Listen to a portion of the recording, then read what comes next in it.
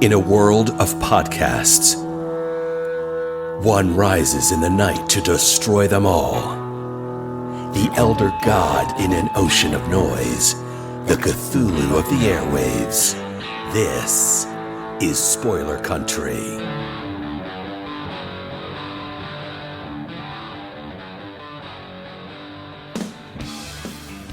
All right, guys, welcome back. I'm Kendrick. This is, of course, Spoiler Country, and today we have another Kickstarter signal boost. This one's a lot of fun, I think, if you are a fan of the feudal times of Japan. If you're like me and you like Akira Kurosawa and you're into the Seven Samurais and all of his amazing films, and then, of course, if you grew up on Ninja Scroll or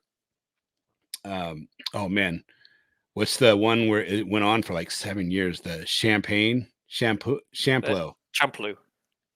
Thank you.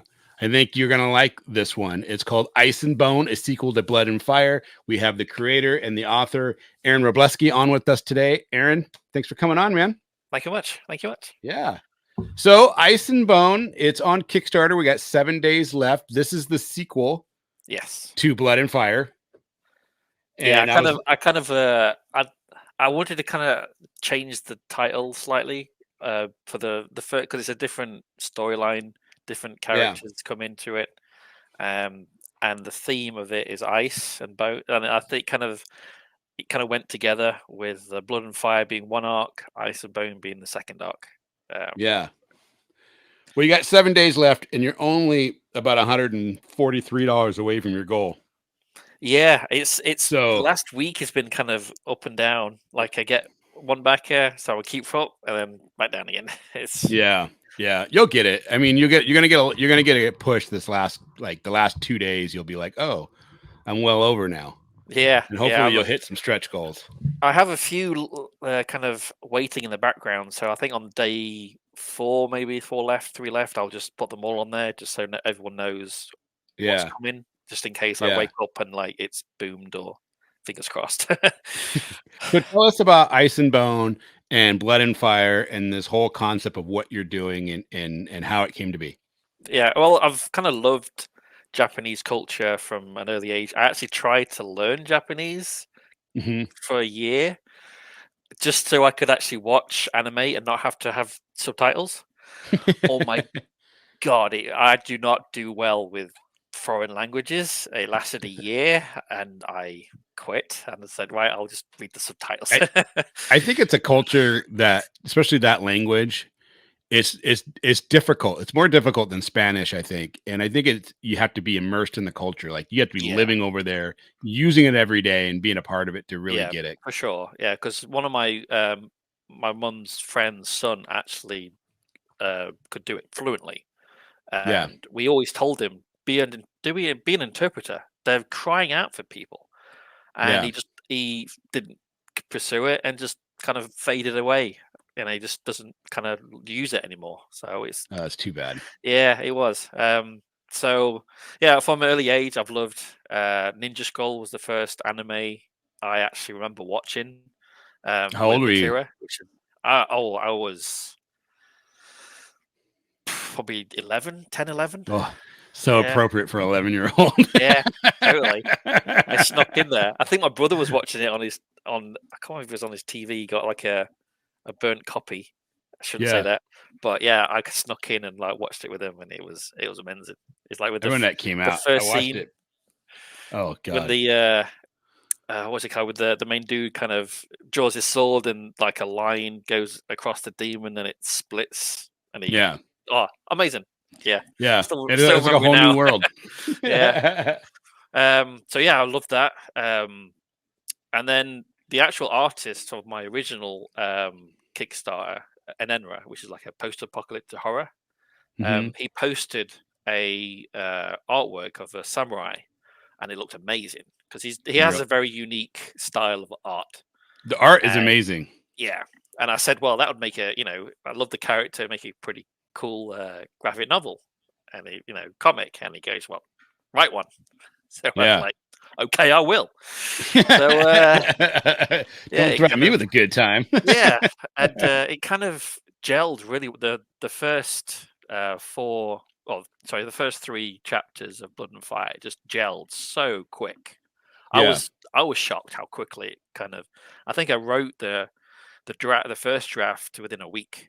It went so quick, and then obviously the editors after that, and then I wasn't actually planning on making the sequel, Ice and Blown, for a long while. It wasn't until like the third had finished the Kickstarter. I was like, oh, should I do a trade cover, doing this? I was even thinking about doing one with a sleeve, making it really spectacular with like Japanese artwork over it. But then it just started ticking over about, what is this the end of the story? And and Ice and Bone kind of fell into my lap, really. Well, the art is spectacular. Yeah. It's better. I hate to say this, but it's better than what you see in a lot of independent books. You know what I mean? Because independent books is a lot of places where artists cut their teeth, like it's their first book they ever did, or it's this or that. And it can be great. But they're not like, he's whoa, amazing. And you turn the page of those, you're like, whoa, this guy, the level of detail in his work with black and white, because black and white is a hard medium to actually work with in comic print. It's like some people get black and white because they can't afford to print in color. Yeah. But if the artwork is not tailored to be black and white, there's a huge difference, and you can tell. And then you guys' work with the red, especially, I haven't read Ice and Bone, obviously, but I did read Blood and Fire, which I really appreciated you sending me that over to me, because I really enjoyed it. I wasn't really knowing what to expect. I saw what I saw on Kickstarter, so I was like, okay, the art's going to be fantastic, but I didn't expect the story to be so fun. Thank you. Yes, well, he does amazing work. I give him a little spiel for a panel, and then he creates that. I mean, it makes my life a lot easier. So he's lifting amazing. up your imagination higher than you thought it was, huh? Oh yeah, totally. And a lot of the times I leave it to him. Like, I set out like panel 1, blah blah blah blah, but sometimes he kind of changes it, and I let him do that, because he's the expert. So he'll see something maybe I missed and like change the panel around or something, and it works. It really does. So I made with the writer, creator, but he brings it to life. Yeah, that's awesome. Where did the story come from? I love horror. So I kind of wanted to do a kind of supernatural samurai element, but a bit more grounded, especially at the start. So you kind of get towards know the characters. And Akaki is like a family man. He's an honorable samurai. He follows his master. And you get that sense in the first, especially in the first chapter. You meet the family, his daughter, his wife. But then when chapter 2 and 3, things happen, start going bad. So I don't really know how it started. Obviously, it started with the artist Ezekiel's Instagram post with the character. But then it just kind of seemed to get like a life on its own. Like that, it came out really quick. I mean, I usually write a brief, like 1 page and a half kind of outline, and then go from that to a more detailed each episode outline, which I want or issue. And then I go in and write the script for each issue. And I literally wrote all 3 issues within a week by a first draft. So I'd gone from outline to detailed outline. I think I almost skipped most of the detailed outline. I went straight into the writing the episodes. So it was real quick. The longest one was Ice and Bone. Fitting it all together and trying to because I think the first issue is 28 pages, first chapter, and then one's 32. The next one's 44, and then the last one's, I think, 32 pages. Oh, so it's a bigger got scope. Some meat on it. Oh yes, more action, more death, Yeah. I've got some real kick-ass action coming up, and I'm super excited to see what Ezekiel does with it. Nice. I like it. I like it. Do you tend to stay in a supernatural setting when you write? I do, yes. Yeah. Yeah. Because I've got The Grey Man, which is a supernatural horror, which is deals with exorcisms. That Yeah. was successful on Kickstarter a while ago last year. I I lost remember a that bit. one. Yeah, I lost a bit of money on the back end with unfulfilled error cards and stuff. Yep. So it's taking a little longer than normal. Plus, Hernan, the artist, he's kind of backlogged with other commitments. So Yeah. it's on kind of pause or hiatus until he kind of catches up with his work. Right. So yeah, it's been busy. I can't believe it's like It's good. almost end of March already. Yeah. Well, Yeah. halfway Yeah. through March. I'm working on my second issue for Supernatural, and it's like I was hoping to launch in April, and I just don't think I'm going to make that timeline. Yeah. By the time you get through pages and editing, and I don't like to launch the Kickstarter until I have a completed book. I'll launch if I have like only lettering left. Oh, okay. Yeah. Unfortunately, I don't have the capital to do that, so I tend to do the covers so people know what they're buying. Yeah. When I'm launching, I try and do 8 to 10 pages, get them complete, and then launch for the first issue. And then after that, I just don't have bills to pay, unfortunately. So I can't really have No, I'm right there with you. Capital. Yeah. So that's why it takes a while for my. longer. Yeah, it takes a while because I'll save up cash to do it because I just don't want to. I don't want to. I don't want to wait on. I don't want to fall into a trap of waiting on somebody else. So it's hard. It's everybody's got to do it the way they feel is best for them. And it's just working with Kickstarter or any kind of independent book like this is there's a lot of trial and error, and there's no wrong way to do it really. Just as long you're going through. So you've had how many? You've had like 10 successful campaigns, so it's like what you're doing. I try. Yeah. So where did you said once you started writing it and you got influenced by Ezekiel, but where did the meat of the story come from? Did you just sat down and okay, I'm going to start outlining it? It just came out, or is it? It's really weird. This one, it just kind of flowed out, and I don't know where it came from. And strangely enough, the Shogun started coming out, and like I set the the release on the day that premiered, and it was pure coincidental. Smart. I had no idea it was coming out that day, but I've been following that series. It's been awesome. It's kind of like damn, it's so cool. That works, man. That works. Yeah. What was it a conscious effort? Was it a conscious decision to go black and white with splashes of color? Yes, that was. I wanted that. It's a great effect. Yeah, I just wanted the blood to be so in your face when it happens, so it's noticeable. And then in this one, there's a bit more supernatural elements to it, which will be a bit more kind of icy blue, which comes into from the title. So you will have the blood, but you'll have a bit of blue elements to it as well. Did you when you went in, you thought I'm going to do feudal Japan? How did you go about writing about? I mean, how much research do you have to go into and start writing that, and then to understand the honor system and the meaning of certain things, and then here, let me wrap it up for you. Yeah, because it's kind of a long one, and then you're pulling in the supernatural stuff, and you like you said you have with this blue effect that you're going to kind of lean on as well. Did you go in and look at that and say, okay, what type of demonic effects do they use? Like in Japanese animation, sometimes I can't tell which is coming from the imagination of the writer and the artist, or something that is built off of their heritage. Does that make sense? Vaguely, I did a bit of research, a lot more research for Ice and Bone than I did Blood and Fire. Blood and Fire was purely kind of the time.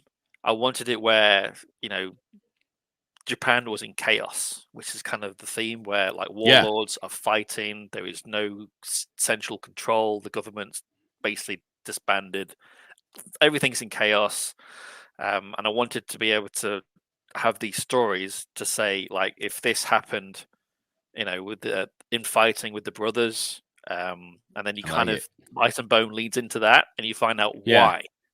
Why was his brother so against each other, and why he kind of did what he did? It kind of gives a bit of more backstory, and then it does lean into the supernatural. And I did a few. I did a lot of research on I guess local Japanese kind of myths. Yeah, that's what I mean. Like, is it based on Japanese mythology, or yes, you there know, is one, which is great either way. Yeah, there is one specific element which I can't divulge because it's a big spoiler, which is very Japanese mythology in the region. So that's what I put in, and it took a while. That's why Ice and Bone took so long, is because I was doing all the research in the background. Yeah, that can be the research part can be fun. It can also be very daunting, because you want to try to honor certain things, but at the same time, you're like, I really need to make Wikipedia. This. Yeah. I didn't touch Wikipedia. That's for that way. Otherwise, my wife would kill me. It's like, it's not a true source. It's not a good source. Yeah, it's not a true source. I'm doing a book right now that's based around. It's not about Al Capone, but it's about Al Capone. Okay. And it uses a moment in time. I don't know how old you are, but in 1986, Geraldo Rivera was a TV reporter, right? And you might have heard his name. He was actually quite famous for a long time, more notorious than anything else. And he did this 2-hour-long special where they found a vault in the Lexington Hotel in Chicago that was owned by Al Capone. And the vault was hidden and no one had ever opened it. And so here it is, 1986. It's like 40 years after Capone had died, and no one has opened this vault in the amount of time. And so they're going to open this vault live on TV, and like, what's inside the vault? You know, is it paperwork that is showing all this stuff that had happened? Is it bodies? Is it Jimmy Hoffa? Who knows? We don't know what's inside this vault. And of course he opens it and there's nothing in there. After a 2-hour long, and like 35 million people tuned in to watch this. So I use that as a catalyst, and I had to go back and read all this stuff about it, and and go through it. So it's interesting to go through it. Like on my first book, I didn't have to do any research. It all came from my head. I had to like look up procedures on how to do certain things, but other than that, it was just like, I can just do this. So it's always fun when you're getting into something and you have to do a little bit of research and make it that much more plausible. Because when I read the first book, man, it felt like it felt like you were there. Yeah. The art and the story and everything, it felt good. It felt like a lot of fun. I'm excited to read Ice and Bone when it comes out. Thank you much. Yeah. It's been a journey. Yeah. How many books are planned? I think you said 3 or 4. Yeah. Ice and Bone's got 4. Wow. And that's it. It's all done. 4. Okay. And the storyline is finitoed. I have given my my all to the samurai. Okay. So how many was in Blood and Fire? 3. So what I read, book 1 of Blood and Fire. So I got to get 2 and 3.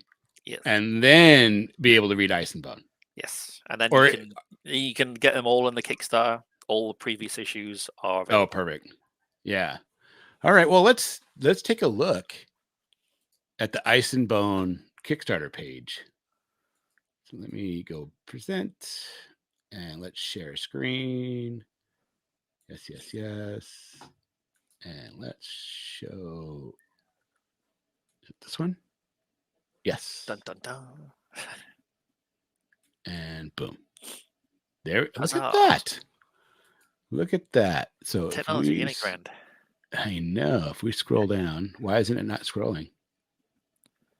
Yeah, isn't it grand? Doesn't even scroll. It's not scrolling, right? No, it's not. Maybe refresh. What? I don't know. No, it should. Let's try it again. I don't know. Understand why it's doing that. Spoke too soon. Jinxed it. Right. Right. Share screen. Share screen. Screen. Let's just do this. Maybe if I do. Here we go. That was weird. Okay. So Ice and Bone, sequel to Blood and Fire. Now, when I'm looking at this, when you do this, the Kickstarter, is this going to be all 3 or all 4 sets in this Kickstarter for Ice and Bone? Is this book 1 of Ice and Bone? And we're going to see a Kickstarter. This is just book 1. This is number 1. Gotcha. Okay. Smart. That's how I would do it too. I wasn't too sure. Yeah. Probably So probably missed that in the top. Probably should have put Ice and Bone, #1. I missed that. Yeah, Oh, well. book 1 or something. Yeah. Samurai action horror, 16th century Japan. Anarchy reigns. Revenge took Nakaki beyond Blood and Fire, and now there's only Ice and Bone. I love it. Dun dun dun. Look at that. You're at $143 away, which I'm sure you're going to get. We're 6 days to go. Let's look at some of these goals. Stretch goals. Ink 1, Lamp Black number 1 preview. Lamp Black. That's so you're working with some other guys to put some extra books in there. I've got quite a few indie comics like ready to rock and roll. Some previews, which they've kindly given us. So there's quite a few indie stuff. That's cool. Coming. Yeah, it works good because you never know what you're going to get into and find something. That's the cool thing about indie stuff is you never know what you're going to get. And then when you get that gem, you're like, oh my God, I didn't know this was even out there. We can see a really cool, look like an undead samurai. Yeah, that was Hernan Gonzalez. He the artist from The Grey Man. So he kind of he started with doing like a variant cover for Blood and Fire number 2, and he's done he did number 3 and Ice and Bone 1. That's awesome. So he's pretty talented guy. Yeah. So kind of gone over the story. Everybody kind of has already heard that part. So we can go in and we can get into some of this amazing art going on here. I mean, this is from their first book, right? Yes. Yep. This is how we start the story. Yep. Yep. Yeah. That's look at the detail. Deep trouble. Yeah. This reminds me a lot of Ronin from Frank Miller. The look of it, the feel of it. Yeah. Yeah.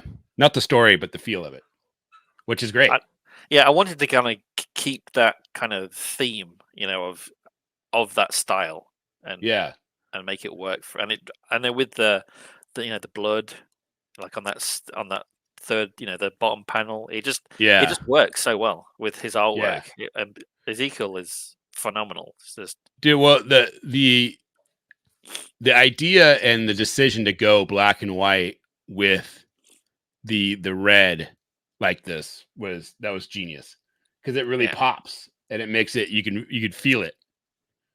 A lot of times, I mean, colors are great, but sometimes when you have too much color going on, then you kind of lose some of that emotion. Yeah, so this made me laugh out loud. Yeah, that's his daughter and his wife have a little cheeky moment. And so this is taking place in the past, right? Or no, in the future. Then we go into the past with him at home, and he's remembering how he got to that point. Yeah, it's kind of flips around. Yeah. You start at the end. Not so in the end. Well, just for that book. Just for that book. Yeah, it kind of flips, and then he kind of catch up with where he is at that point, and then he continues. Yeah. This artwork is so good. Yeah. Oh, so did he use that Japanese actor as a model for this? Oh, what is his name? No comment. He did not. From Shogun. Yeah, he did. I actually wrote this long before that came out, and I've always loved Sanada. He's amazing in everything he does. Scorpion, oh my God. with Yeah, Mortal yeah, Kombat. that's who I'm thinking of. Yeah, Yeah, exactly. kicks ass. Yeah, And he's in The Last Samurai with Tom Cruise, even. yeah, yeah, and Yeah, he's the main dude in Shogun. So yeah. I just kind of loved. He seems to have this presence every time he gets, he comes onto the camera, and it's just amazing. So that's who I base Nakaki on. There you go. So we got some media bundle. So if you Yep. 75 to 100 backers, then and Nenra. Yes, that was my first comic funded Nice. on And then Kickstarter. Haunting #1. Nice. Yep. And then at 100 and 125 backers, you're opening up Armageddon Quest, which was actually quite a bit of fun. I wasn't expecting to like that as much as I did. Have you read it yet? I haven't. No, yet, not yet. You'd be because that kind of art style, it kind of reminds me of Adventure Time and that Nickelodeon style animation, even Okay. Rick and Morty. I'm not a huge fan of that art style for me personally, you know. So it was a little bit of a turnoff when I first saw it, but then when you start reading it, it's like, oh, this works so well. And then when you start reading it, you're like, oh, I totally get it, and I can see why Dave is such a he's such a candlelight holder for this series. I can understand. It's really good. The new Dusk, and then the Gray Man, which you did last year. Yep. Yeah. Yep. And And then we get into Monster Matador, one of my favorites by the incomparable Stephen Prince, and Killaroo Scars. What is that one about? Do you know? Kangaroo that kicks ass. Nice. Yeah, it's fun. I mean, you don't realize how much it gets pretty violent. Yeah. So it's pretty good. Yeah. So these are opened up based on the amount of backers you're getting. Yep. I mean, Okay. people, you can back for like $1. Yeah. And and get these if you're part of it. Yeah. And then Yeah. so it adds up. So I've got a few people who've backed for like $1. You get the usual like backer kit, so it all adds to the backer numbers. Yep. So if you don't want to pledge, you can just put a $1 on, a couple of bucks, and then these will be yours. Yeah. So the special add-on, get for $5, get all novels and collector prints. That's Signed crazy. by me. Yes. For an extra $5. Yeah, I'll sign everything. Yeah, you'll get a request. During the survey, I'll put in, what do you want signed? Do you want just the book signed? You want the print signed, because there's collector prints further down. I'll sign them all for $5. Look at these miniature samurai swords. Yeah, these are wicked. They're like 6 inches. Oh. And one of my friends from my are they actual knives? Yeah, they're proper metal. They're not knives. They're not sharp. They're just blades. They are metal. But that's cool. 6 inches, and you can see that one. They are key rings, and you can see the little tag on the left side. One of my friends actually clipped them off and filed it down so it looks smooth, and it looks really cool. It looks cool. My friend actually does the etching, so he etches the name of the book on the sheath. Oh, cool! So you'll see that there. You can what have a great idea. Yeah, so you can have the choice of the collectors, which you have like -1, -2, -3, or you can just have it just the title, whichever your choice. Oh, what a great idea! And then the charm. And then you have a customizable keyring, which you can put your name on it. 3D model add-on. Are you 3D printing these? I have a guy doing the 3D printing, so I've got 6.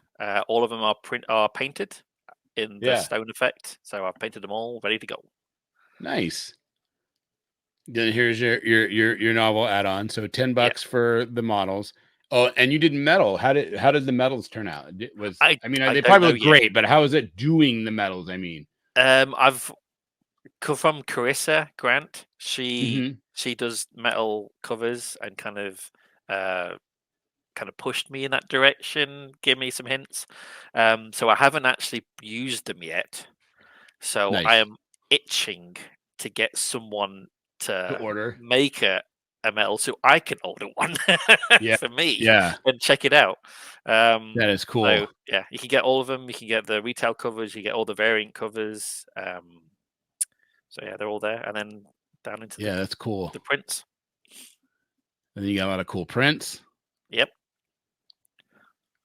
I did have more, but they kind of seemed to be overwhelming. That one's so cool. I kind of picked my favorites.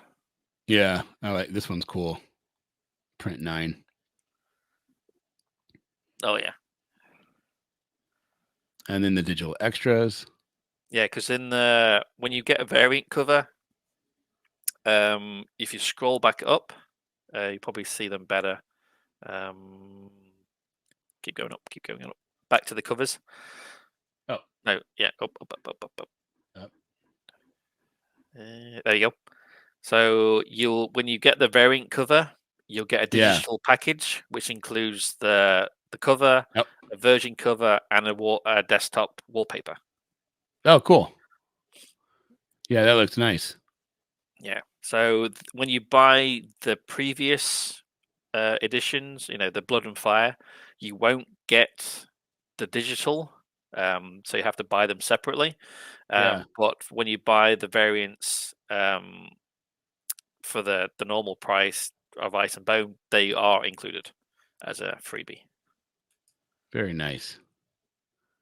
It's just going to drop the price to $15 for the variant covers, so the digital packages aren't included. So you're using Comics Wellspring? Yes. So that's good. And then, dude, this looks great. And you're so close. So close. I've been so close for like a week.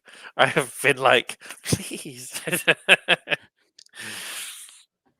All right, let's check out the video. Now, I've been having issues with the sound, and honestly, I just haven't taken the time to troubleshoot it. So we'll see if it works. Great. If it doesn't work, that's okay. I'll overlay it afterwards. Does that make sense? Yes, that sounds good. I can hear it. Can you hear it? I can't hear it.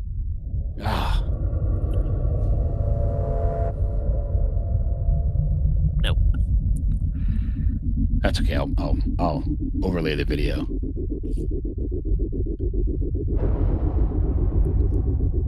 That looks really good. Yeah, I didn't do this, by the way. Just pointing it out.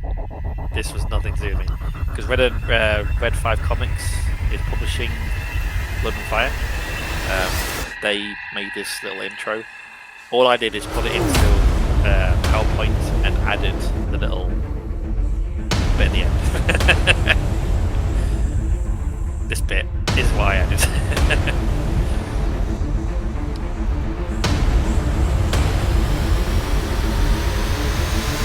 Ice and Bone. I like it. Dun, dun, dun.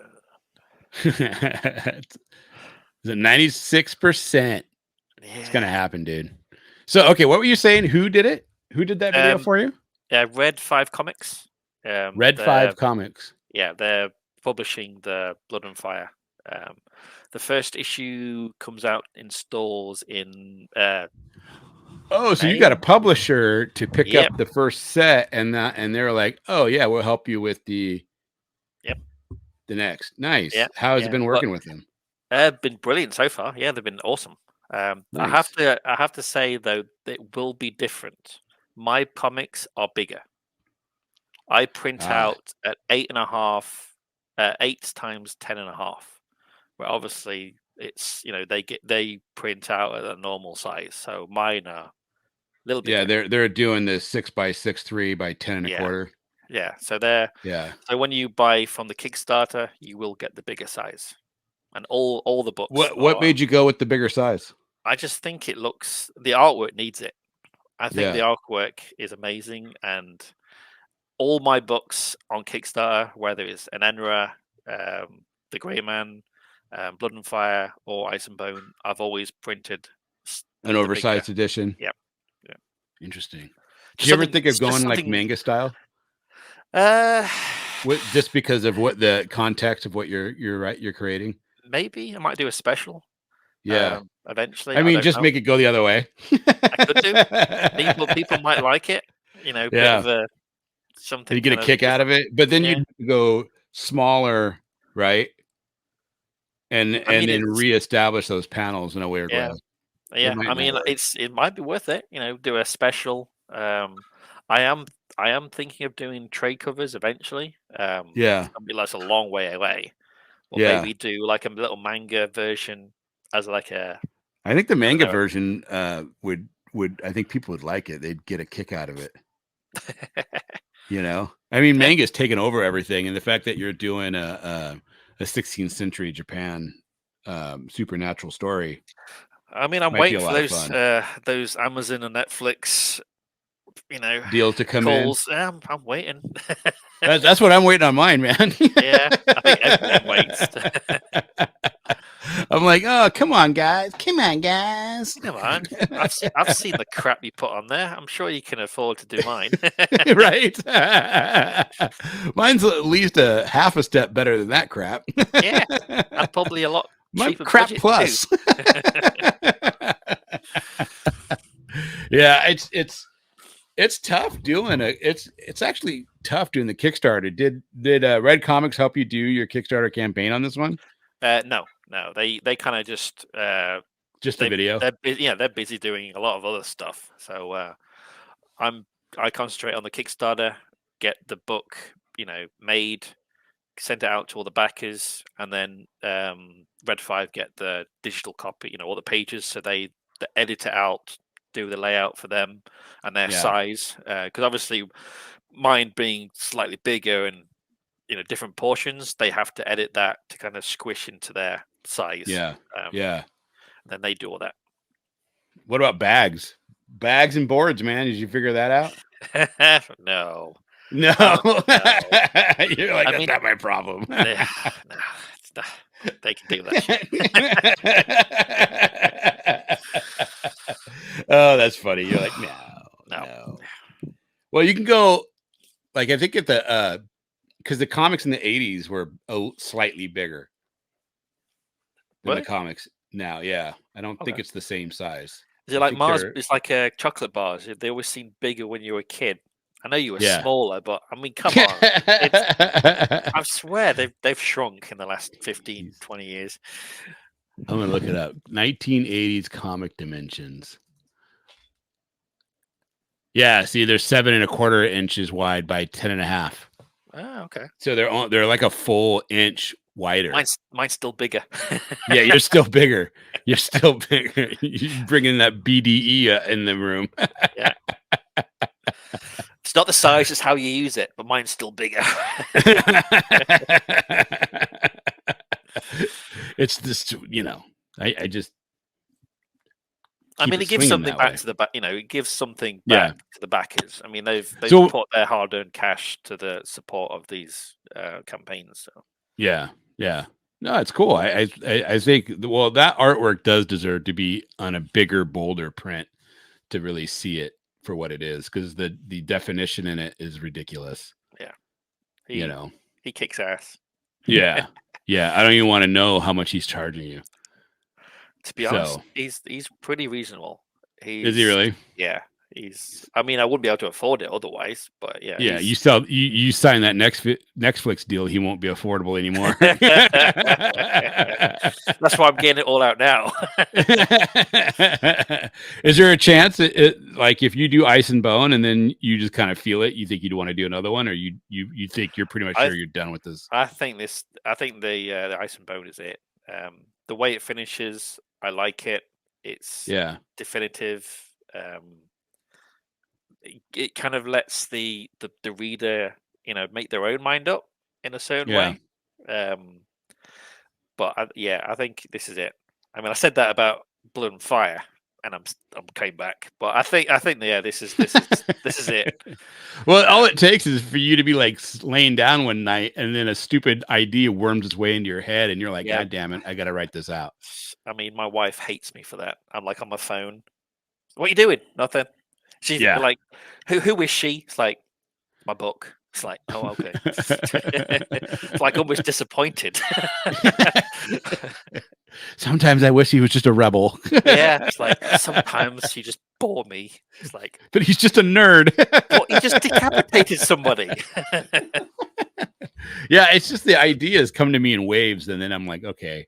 And I've got like a book just full of different ideas, and it's like, well, my next big one is I'm currently writing the second book for, so it's a bit of a big one. It's a science fiction horror. Yeah. I do like my horrors. It's like in the vein of like Event Horizon, Aliens. Oh, nice. So yeah, and the artist who did Caleb, who did the Red Samurai for Blood and Fire 2 variant cover, he's interested in doing the artwork. So that is an exclusive for you. I was hoping to do that this year, but with the money loss from the Grey Man, I've had to kind of postpone it. Maybe till the end of the year, maybe next year. But yeah, that's my next big project. So yeah. Do you find yourself working on other things after you're done? Like, you need to be finishing up Ice and Bone. You should be doing things, but then you can't help but I got to do a little bit out over here because it's just there. I think I'm writing like 4 books at the moment.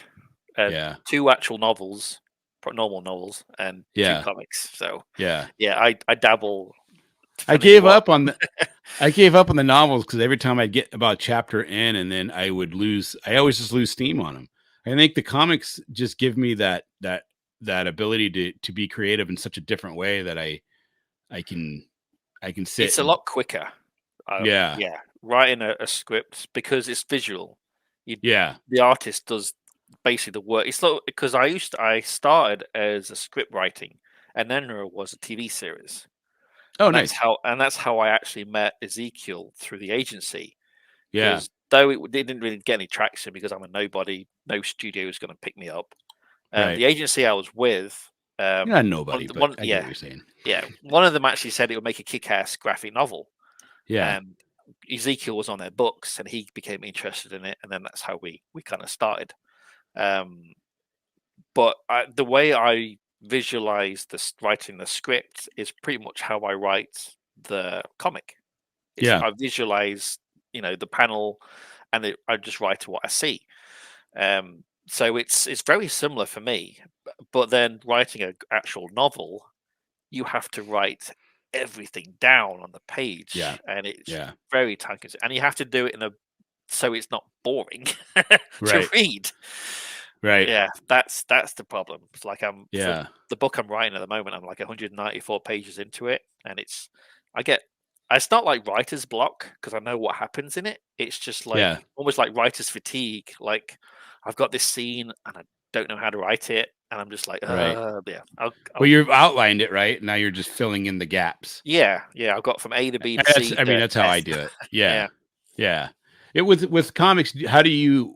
Which direction do you take? Like for me, I'll come up with my overall, my basic story is going to be in my head, what I'm thinking. And then I'll sum up my characters, my protagonist, my antagonist, and then any supporting characters. And then I'll start to outline the books. And then the outline is very vague. Like this happens, then we meet this person, then this, then we meet this, and then, it ends on this. Yeah.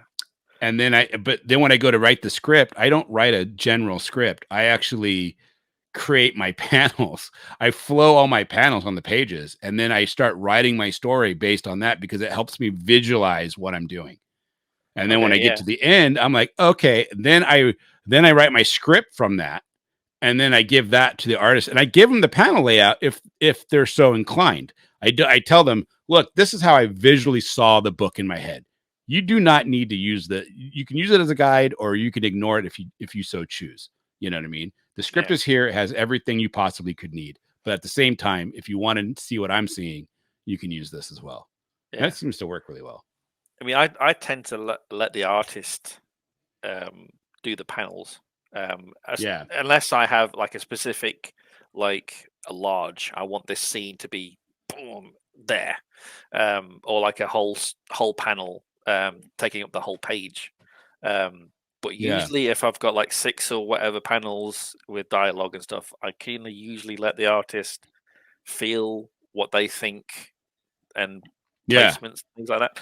But I tend to start with, I keep it in my head for a long while, maybe write a few little notes on my phone. But if it's still ticking there after a couple of weeks, maybe a month, I'm still thinking about it, keep coming back, then I start writing about it. Like I say, start with a page treatment, very brief outline, and then kind of expand from there. Yeah. Are you what's your favorite part of the process? It depends on the book. For like a fantasy, I love making maps for the Okay. world. I create Yeah. like the first thing I do if I really like the storyline is I create a world map. So I know where cities are. So I know where I don't make a mistake of like, oh, he went south to such and such, where actually that is You're like, actually that way was north. east. Yeah, Yeah. or things like that. Or there's like a mountain there, and he just like went through a jungle. It's like what? Damn it! So yeah, I do love doing that. I've got a map creating software which I love. I actually gave it to my son, and he just like doodles and makes maps randomly. Oh, that's cool. Yeah, I do love doing that. Um, but creating the world, not just the map itself, but actually creating the lore and Yeah. the not just the characters per se, but the world itself. What I love affects the doing. characters? Yeah, Yeah. like I've got a plan for like 6 dark fantasy novels. Do you ever Mhm. watch The Village? The Night The Shyamalan. Yeah, oh yeah. Um, Loved the film up to the twist. Yeah. I Yeah, wanted that part ruined creatures. it for me. I It was like, just I was like, "No." "What? No." And then she Yeah. jumps the fence. I'm like, "Oh my god." Yeah. So Yeah. I created uh, a series of novels around a village which is surrounded by fog, and there's demons, there's creatures in the fog. And the way they transfer from village to village is over a pulley system. So they have Oh, massive towers, and they go on like big baskets, huge. yeah. So they can take people and So they got trams storage. set up between Yeah, each between each village and thing. stuff. Yeah. And then like partway So the through, demons can't get them through the yeah, fog? and you find out why later on. But That's cool. during the first book, the fog starts creeping into the village, and like everyone's panicking. Why is the Yeah. fog slowly creep? Because it's basically you could stand in front of it, and it's like a wall of fog that you can like reach in and almost touch it and like bring it out, and it will just like slowly seep back in. And then suddenly it starts creeping in, and people are panicking. Is like, why is this happening? And it's like a mass evacuation, and everything all hell breaks loose. And then you kind of, from people from that book, you kind of figure out why this is all happening. And Yeah. it's That's kind a of great idea. it's Game of Thrones meets The Village. Yeah, I like it. That's a great idea. Yeah, That it reminds me of like if they took the mist and added the component of having neighboring cities that are going through the same situation. yeah, yeah. Very similar. Yeah, very similar to that. Yeah. Yeah. I like it. I like it. Yeah, that Capone's vault one is going to be a lot of fun because once they open the vault, then all these demons are released. But Ooh. people watching on TV don't know that demons were released. It looks like it's just an empty vault. But the people there feel everything that's happening. And then my protagonist, her name is Rain Denny. And Saint Denny was an actual French saint. And the story goes in like 248 or 258, somewhere around that time frame, he was martyred by the Roman Empire, and they cut his head off. And apparently he got up, grabbed his head, and walked into Gaul, modern day France, and started a monastery.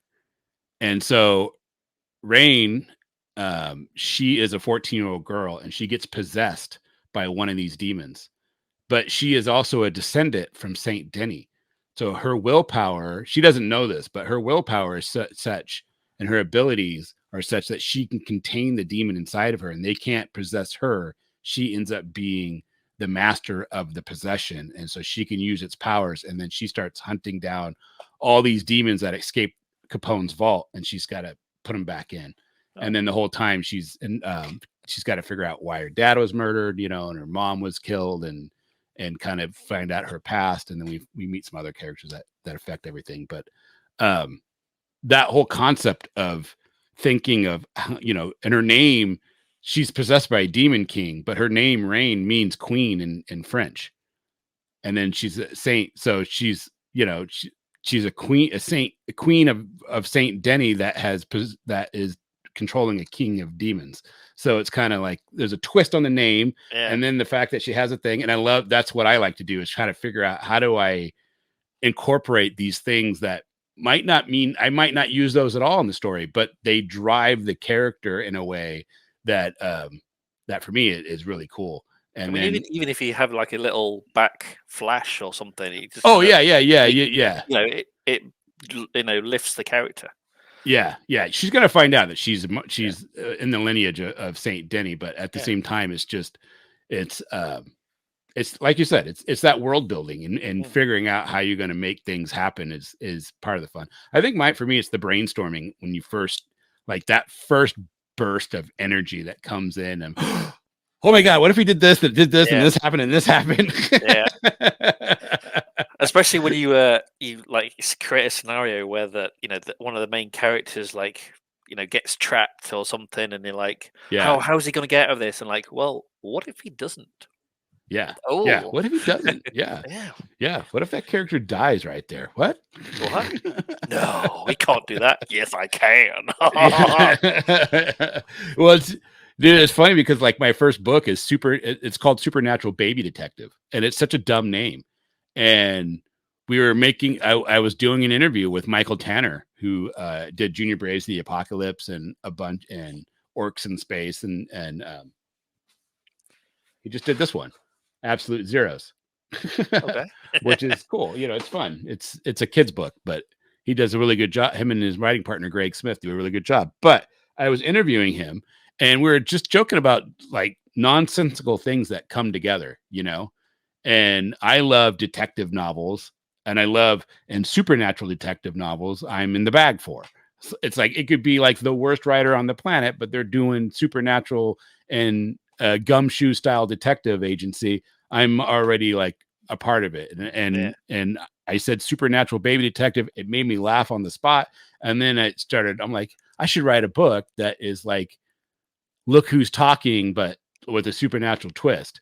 And then something entirely different came out once I started writing it. That's not what came out at all. But it's that initial burst of energy that happens that really, I don't know, I think that's what half the fun is, that for me. And then figuring out how it works. I think that gives you the drive to then go further. Yeah. Gives you the energy to like, okay, what happens next? Kind of. Yeah. I can't get rid of that buzz. It's intoxicating. It kind of keeps me creating. I mean, my wife always says I'm never going to stop, and hopefully never will. Yeah, I don't think I will. I think I'll retire and I'll still be doing some type of writing. Oh, for sure. If I retire, I'll be doing more writing because I'll have more time. So besides Ice and Bone, your newest, what has been your favorite project for yourself? Well, I think Enenra is probably, my first one. It means a lot. Yeah, that does have a sweet spot. But I mean, I'm really digging this, the one I'm writing now. The first book, the first 5 issues are done. That's the first book. I'm writing the second book now. Nice. I probably should stop and give myself a break, but I just never. No, never. So yeah, it's because it that kind of changed as well, because I was just envisioning it like an ending, and then just finish it. But then I like, oh wait, I want this to happen, and that didn't happen in the previous book, so I have to do it now. I really want this to happen. I want to see this. Yeah, because I have this scene that I'm actually very close to actually writing. I've not even got to it yet. Yeah, and I'm like, I want him to do this, and I'm like, I can't do it there, but I can do it here. And it's like, it's going to be like a double page, 2 single pages, and then like a double page of like, and I can't wait. Nice. What has been? Is there somebody out there that writes that you're like, when you see a scene that they've done, and you're like, dang man, I wish I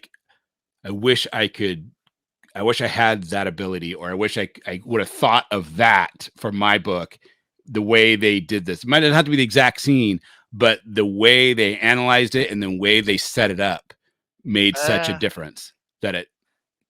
I like the concept for I Drive for Cerber. I think is amazing. I mean, that concept of like a taxi service for like monsters. Yeah, Instinct Comics. He's great. Like, oh my god, I wish I'd thought of that. I mean, I'm itching to ask them if I could put like a little Cerber like taxi in the Grey Man. Like, it won't be until like I think like the 7th issue. Have you talked to Sean? Sean Barber? I kind of alluded to it, and he kind of went, oh, we'll see, kind of. But you know, it's his baby. I don't want to spoil it. You know, I don't want to mess with it. Yeah. So, but we'll see if Grey Man gets there. To be honest, I'm on issue 1. This won't be until like issue 6, 7 when one of the characters in Chicago. I actually kind of thought it'd be cool if the taxi he uses was, you know, theirs. But I mean, if it doesn't happen, it's no biggie. But it'll be, you know, kind of little, kind of good for the backers and a nice little Easter egg. But if it doesn't happen, you know, it's his. Like I said, it's his baby. I do not want to mess with it. But that concept alone, you could go so many different directions. I mean, it's like boom. You can have like 20,000 spin-offs and it'd still be amazing. I'd be surprised if Sean doesn't let you do something like that. He's a good guy. And he's almost super easy to talk to. He's always super easy to talk to. He did a great review of my Supernatural for me, which I really appreciated. He's pretty cool. I've not really spoken to him directly, just on like Facebook messages and stuff. So but I love his stuff. I'm looking forward to the next issue of it. So I've read that one. My son loved it too. So nice. The next one, yeah. Hey, nice. I pretty much give my son everything. He loves comics, so I would usually give him like free, but especially mine.